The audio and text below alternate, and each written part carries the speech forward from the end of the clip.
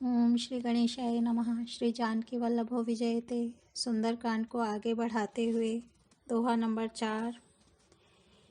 तात स्वर्ग अपवर्ग सुख धरिय तुलायक अंग, तोल न ताहि सकल मिली जो सुख लव सतसंग। सियापति राम जय जय राम, मेरे प्रभु राम जय जय राम।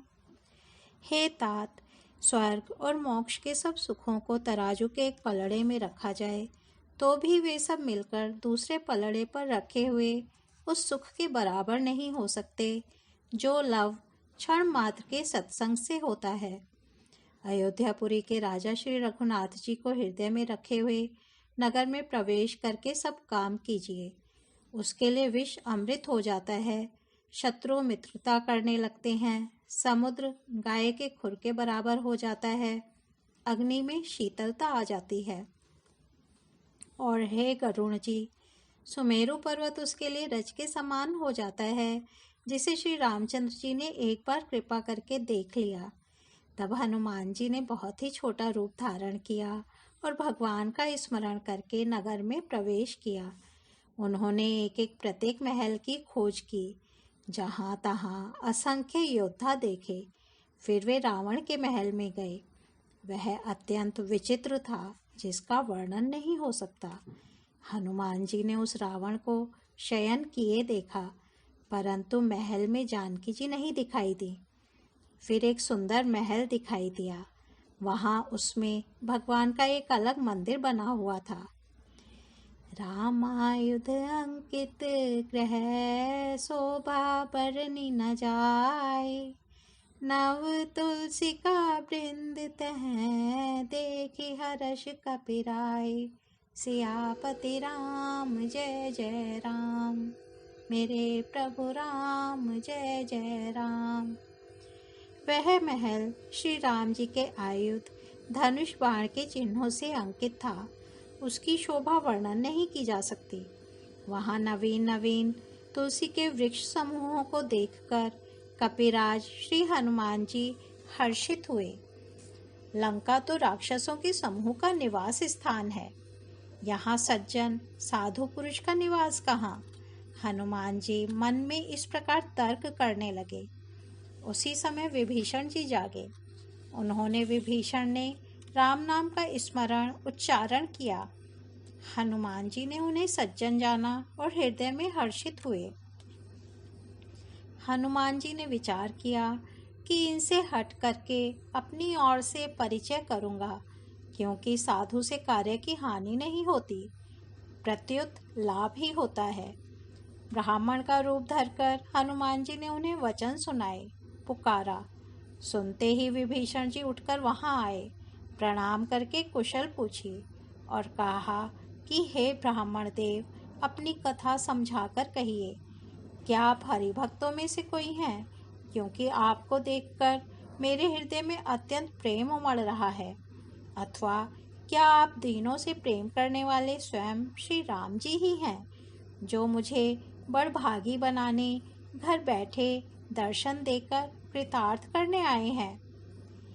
तब हनुमंत कही सब राम कथा निज नाम, सुनत जुगल तन पुलक मन, मगन सुमिरि गुण ग्राम। सियापति राम जय जय राम, मेरे प्रभु राम जय जय राम। तब हनुमान जी ने श्री रामचंद्र जी की सारी कथा कहकर अपना नाम बताया। सुनते ही दोनों के शरीर पुलकित हो गए और श्री राम जी के गुण समूहों का स्मरण करके दोनों के मन प्रेम और आनंद में मग्न हो गए। विभीषण जी ने कहा, हे पवन पुत्र, मेरी रहनी सुनो। मैं यहाँ वैसे ही रहता हूँ जैसे दांतों के बीच में बेचारी जीभ। हे तात, मुझे अनाथ जानकर सूर्य कुल के नाथ श्री रामचंद्र जी क्या कभी मुझ पर कृपा करेंगे? मेरी तामसी राक्षस शरीर होने से साधन तो कुछ बनता ही नहीं, और न मन में श्री रामचंद्र जी के चरण कमलों में प्रेम ही है। परंतु हे हनुमान, अब मुझे विश्वास हो गया कि श्री राम जी की मुझ पर कृपा है, क्योंकि हरि की कृपा के बिना संत नहीं मिलते। जब श्री रघुवीर ने कृपा की है, तभी तो आपने मुझे हट करके अपनी ओर से दर्शन दिए हैं। हनुमान जी ने कहा, हे विभीषण जी, सुनिए, प्रभु की यही रीति है कि वे सेवक पर सदा ही प्रेम किया करते हैं।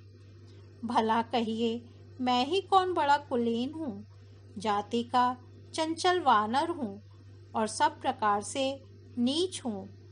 प्रातःकाल जो हम लोगों बंदरों का नाम ले ले तो उस दिन उसे भोजन न मिले।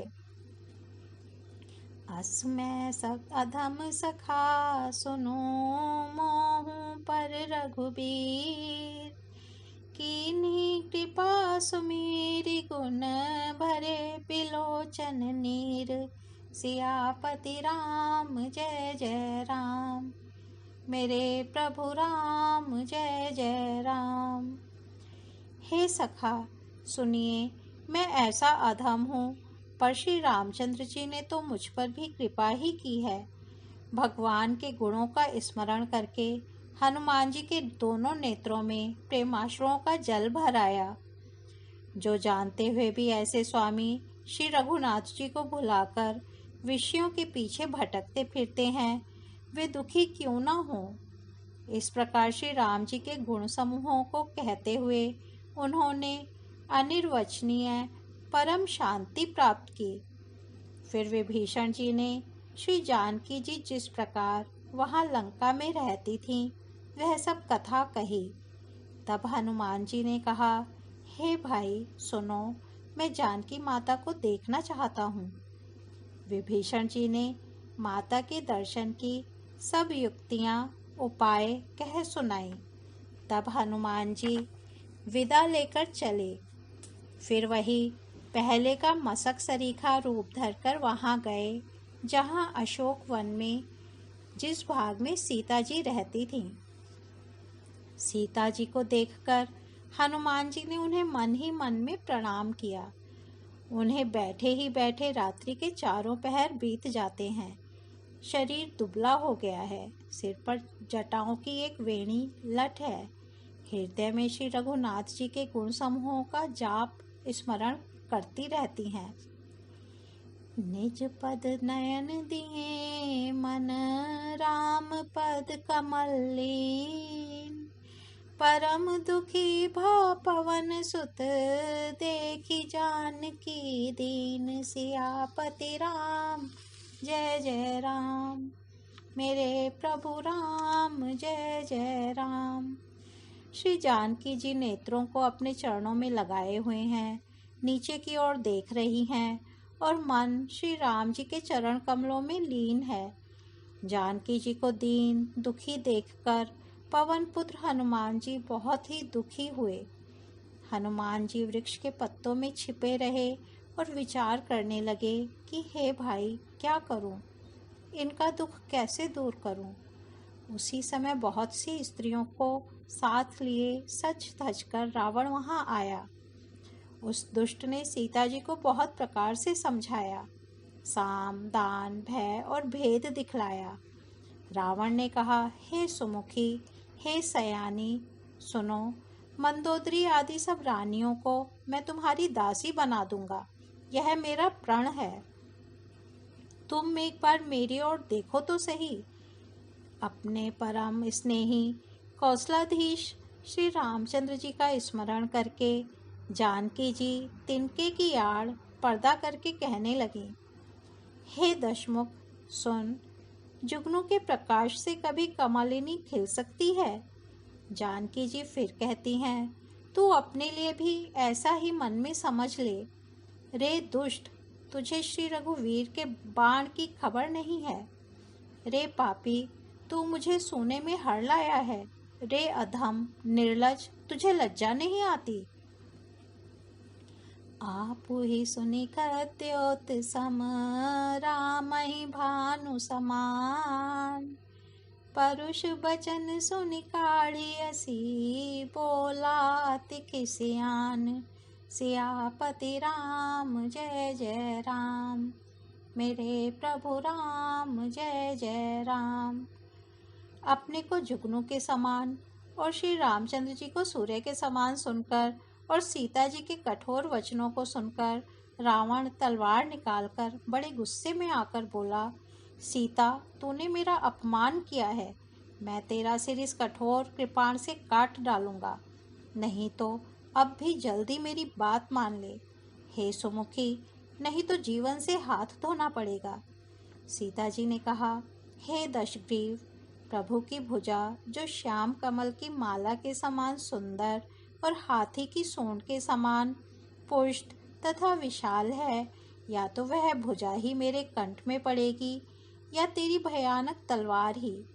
रे शठ, सुन, यही मेरा सच्चा प्राण है।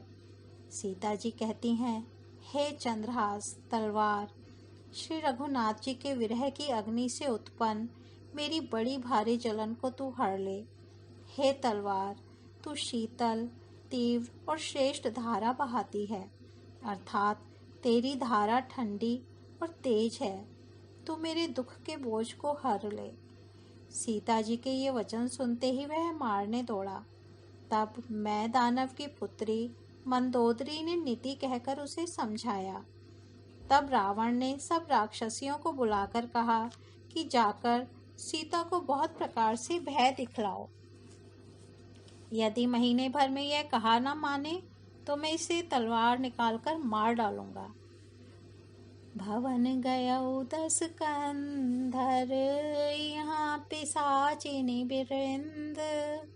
सीतहि त्रास दिखावहीं, धरहि रूप बहुमंद। सियापति राम जय जय राम, मेरे प्रभु राम जय जय राम। यूं कहकर रावण घर चला गया। यहाँ राक्षसियों के समूह बहुत से बुरे रूप धरकर सीता जी को भय दिखलाने लगे। उनमें एक त्रिजटा नाम की राक्षसी थी। उसकी श्री रामचंद्र जी के चरणों में प्रीति थी और वह विवेक ज्ञान में निपुण थी। उसने सबों को बुलाकर अपना स्वप्न सुनाया और कहा, सीता जी की सेवा करके अपना कल्याण कर लो। स्वप्न में मैंने देखा कि एक बंदर ने लंका जला दी। राक्षसों की सारी सेना मार डाली गई। रावण नंगा है और गधे पर सवार है। उसके सिर मुंडे हुए हैं, 20 भुजाएं कटी हुई हैं। इस प्रकार से वह दक्षिण यमपुरी की दिशा को जा रहा है और मानो लंका विभीषण ने पाई है। नगर में श्री रामचंद्र जी की दुहाई फिर गई। तब प्रभु ने सीता जी को बुला भेजा। मैं पुकारकर निश्चय के साथ कहती हूँ कि यह स्वप्न कुछ ही दिनों बाद सत्य होकर रहेगा। उसके वचन सुनकर वे सब राक्षसियां डर गईं और जानकी जी के चरणों पर गिर पड़ीं। जह तह गई सकल, तब सीता कर मन सोच। मास दिवस बीते मोही, मारहि निशिचर पोच। सियापति राम जय जय राम, मेरे प्रभु राम जय जय राम। तब इसके बाद वे सब जहाँ तहाँ चली गईं। सीता जी मन में सोच करने लगीं कि 1 महीना बीत जाने पर नीच राक्षस रावण मुझे मारेगा।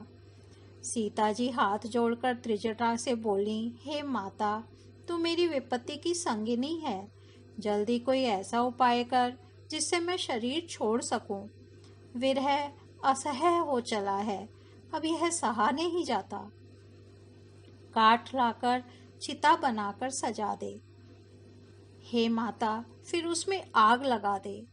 हे सयानी, तू मेरी प्रीति को सत्य कर दे। रावण की शूल के समान दुख देने वाली वाणी कानों से कौन सुने।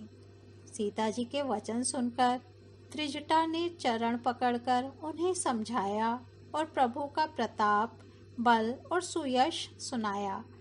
उसने कहा, हे सुकुमारी, सुनो, रात्रि के समय आग नहीं मिलेगी। ऐसा कहकर वह अपने घर चली गई। सीता जी मन ही मन कहने लगी, क्या करूं, विधाता ही विपरीत हो गया। ना आग मिलेगी, ना पीड़ा मिटेगी।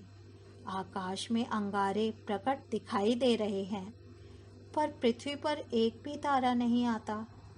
चंद्रमा अग्निमय है, किंतु वह भी मानो मुझे हतभागिनी जानकर आग नहीं बरसाता। हे अशोक वृक्ष, मेरी विनती सुन, मेरा शोक हर ले और अपना अशोक नाम सत्य कर दे। नूतन किस ले अनल समाना, देहि अग्नि जनि करहि निदाना। राम सिया राम जय जय राम। राम सिया राम जय जय राम। देखी परम बिरहा कुल सीता, सोचन कपहि कलप सम बीता। राम सिया राम जय जय राम। राम सिया राम जय जय राम। तेरे नए नए कोमल पत्ते अग्नि के समान हैं। अग्नि दे, विरह रोग का अंत मत कर, अर्थात विरह रोग को बढ़ाकर सीमा तक न पहुंचा। सीता जी को विरह से परम व्याकुल देखकर वह क्षण हनुमान जी को कल्प के समान बीता। ओ मंगल भवन अमंगल हारी, द्रवहु सो दशरथ अजर बिहारी। राम सिया राम जय जय राम।